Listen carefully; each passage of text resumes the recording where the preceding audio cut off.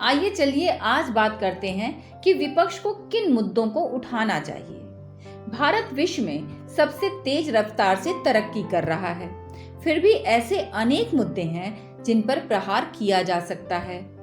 आपको जनता की समस्याओं और सरकार की गलत नीतियों पर फोकस करना होगा और जनता के सामने वैकल्पिक कार्यक्रम व नीतियों को रखना होगा। इनमें से कुछ हम आपको सुझा सकते हैं। सबसे पहले मोदी योगी जैसे नेताओं पर व्यक्तिगत प्रहार बंद कर उनकी गलत नीतियों पर प्रहार कीजिए।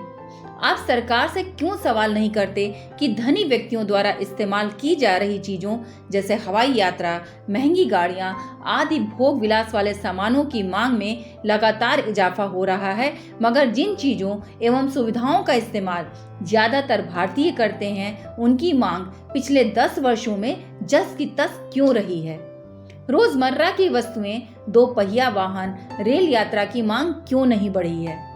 विपक्ष इस बात पर क्यों नहीं आवाज उठाता कि हम उन चीजों का उत्पादन या आयात कर लेते हैं जिनका उपभोग शीर्ष के 15% लोग ही करते हैं, मगर उन चीजों का उत्पादन या बंदोबस्त क्यों नहीं कर पाते हैं जिनका उपभोग देश की 40% आबादी सस्ते दाम पर करना चाहती है। जरूरत के सामानों के भाव आसमान क्यों छू रहे हैं। गैस सिलेंडर 400 से बढ़कर 3 गुना होने वाला है। 2014 में मात्र 440 रुपए में मिलने वाला गैस सिलेंडर 2023 में 1140 रुपए का क्यों मिल रहा है। याद कीजिए 2013 में जरा से दाम बढ़ने से बीजेपी ने कैसे राष्ट्रव्यापी प्रदर्शन किया था। उसके बड़े नेतागण गैस सिलेंडर लेकर सड़कों पर उतर आए थे। अब विपक्ष क्यों नहीं इसे जन आंदोलन बना रहा है। शुद्ध निर्यात लगातार नकारात्मक क्यों रहा है।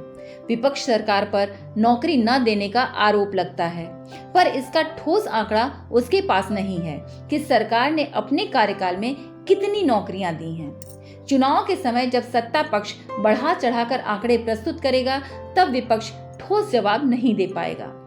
क्या इस पर आवाज नहीं उठनी चाहिए कि G20 की अध्यक्षता में पानी की तरह पैसा बहाकर जोर शोर से डंका पीटने वाली सरकार समावेशी विकास में पिछड़ती जा रही है।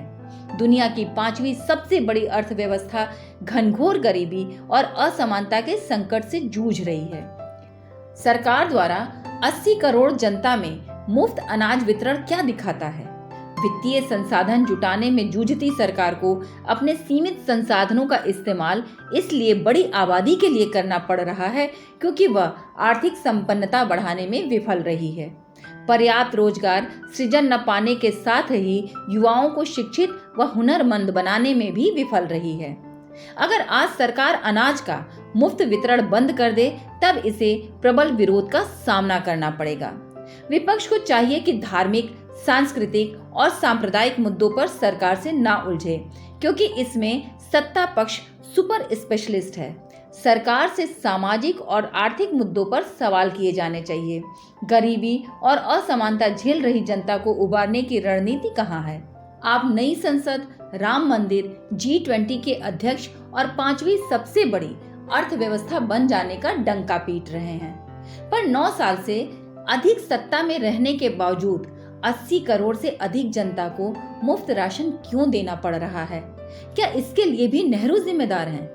हम मानते हैं कि नया संसद भवन, राम मंदिर हमारी गौरवशाली उपलब्धियां हैं, पर विपक्ष इनमें भाग न लेकर मूर्खता कर सत्ता पक्ष के जाल में उलझकर जन भावना से दूर हो गया है। बीजेपी इन्हीं धार्मिक, सांस्कृतिक, गौरवशाली, राष्ट्रवादी मसलों पर आम जनता को उलझाए रखना चाहती है, पर उसका गरीबी और असमानता पर ध्यान कम है। विपक्ष को उस पर फोकस करना चाहिए। मोदी के व्यक्तिगत आलोचना, चकाचौंध वाले कार्यों, धार्मिक, सांस्कृतिक मुद्दों से दूर रहकर घनघोर गरीबी से पीड़ित असहाय जनता पर फोकस करना होगा।